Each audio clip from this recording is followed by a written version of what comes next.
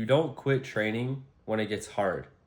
You quit when it gets imperfect. And that's a completely different problem. You can push through a tough workout. You can grind through a long week. That's not where you fall apart. You fall apart the moment something doesn't go as planned. One missed session, one bad meal, one bad day, and all of a sudden, the whole week is a write-off. And it's not because you're weak. It's because you have a rule in your head that if it's not all out, then it has to be nothing. That rule is detrimental to your fitness and training. It has nothing to do with your gym membership. It has nothing to do with the supplements you're taking. It's that simple rule, because that's the reason you've restarted more times than you can count on your hand. And if you want long-lasting results, you have to get rid of that mentality.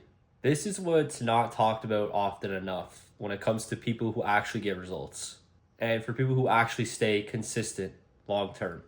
They don't have perfect weeks. They don't hit every workout session. They don't eat clean 7 days a week.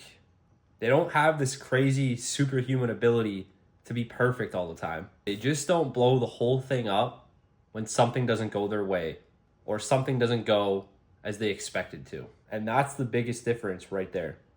I guarantee most of you watching aren't actually lazy. It's not that you're undisciplined. And you've proven that in your relationships, your career, and everywhere else that you show up in life. You show up to work every day. You hit your deadlines. You can work well under pressure. Nobody questions your discipline in those areas. So you have it in you. But when it comes to your body, you revert back to this rule. If it's not perfect, it doesn't count.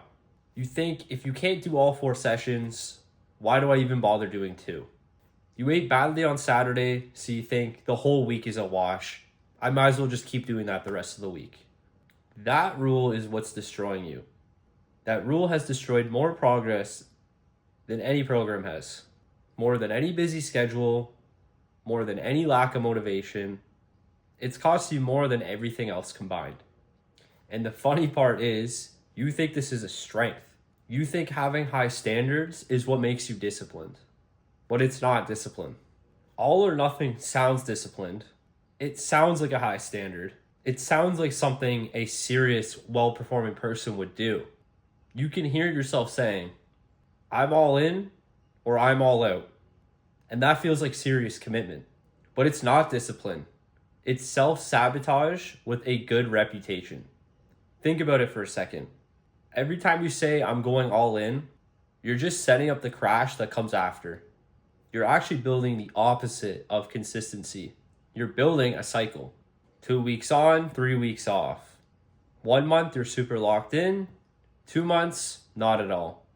That's not a high standard. That's a pattern. And it's the exact same pattern every time. Real discipline isn't going 100% for 2 weeks.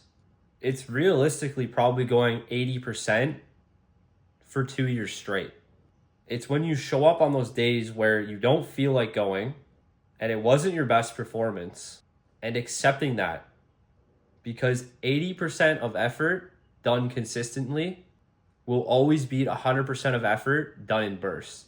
And that's what's actually going to change your body, and that's what's actually going to change your life. And let me explain to you what's really going on here. You'll start a program, you'll meal prep on Sunday, you're going to the gym 4 times a week, your water intake's on point, you're feeling completely locked in, but then one of those weeks, you miss the gym once. And instead of just adjusting and picking it up Friday, something clicks in your brain and says, I'll just restart this on Monday. I'll get back to my perfect setup on Monday. And that's where you start to lose everything. All the momentum you've built. And it wasn't when you missed Thursday. It was when you decided the week was over already. You're throwing away real progress because it didn't meet a standard that was really never realistic in the first place. Nobody trains perfectly every week, myself included. Nobody eats perfectly every day. The people you look at and you think that they have it all figured out, they miss too, but they don't reset every week. And this really reminds me of a client that I still have. They were so dialed in, nutrition was on point, Training was super consistent. They had real progress happening. But then one night, they decided to eat some chips. And that one slip up, one turned into shame and turned into, well, I already messed up today, which then resulted in the rest of their week just being a complete wash. And then they told themselves, well, I'll just restart next week. And then the same thing happened. And then the same thing happened the week after that. And they thought to themselves, it was that one day of having the chips that ruined everything for me.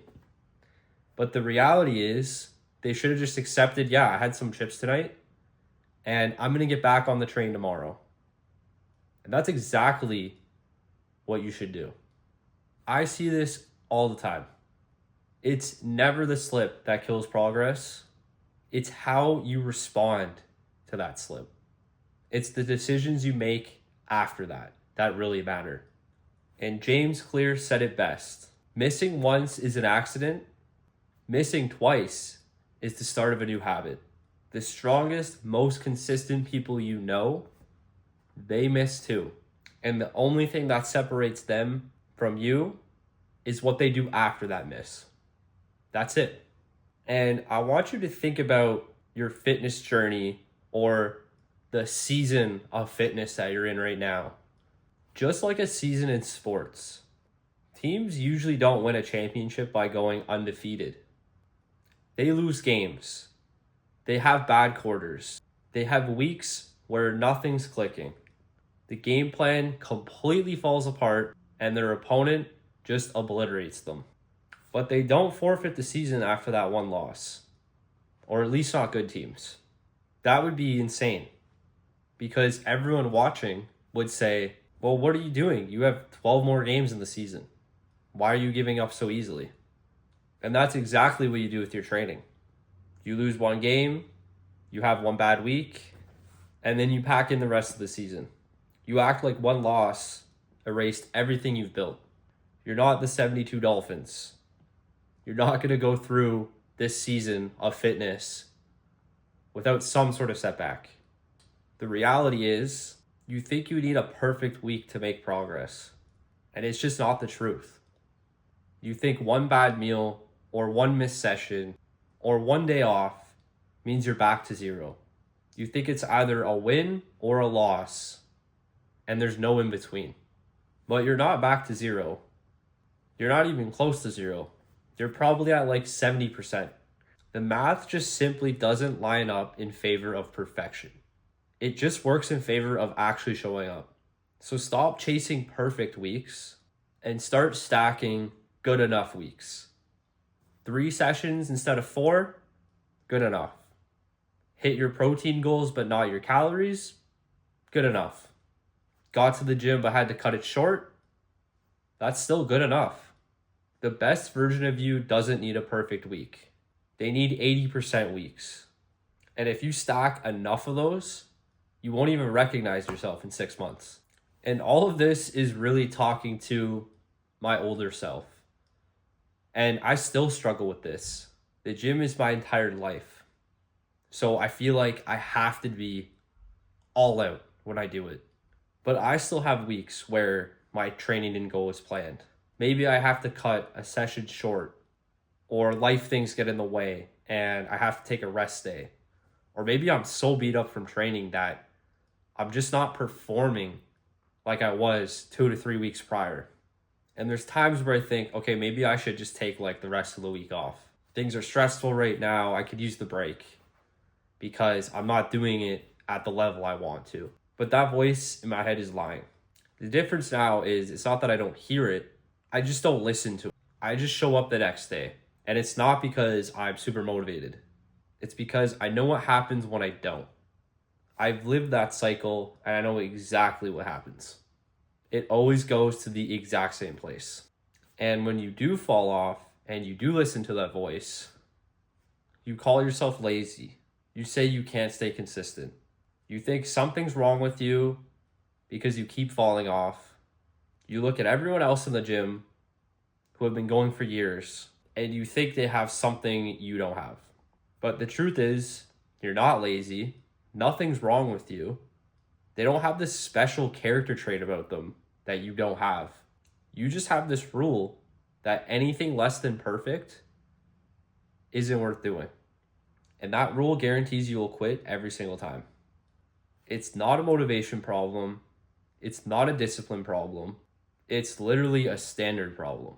Your standard isn't too low. It's so high that it makes consistency impossible. So just get rid of that rule. Just show up to the gym.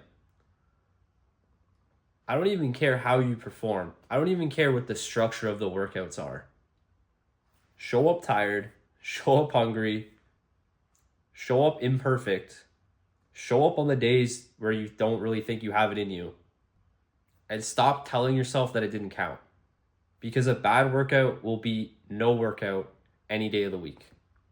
The worst workout you've ever had still did more for you than the best workout you planned but never showed up to. You don't quit when it gets hard.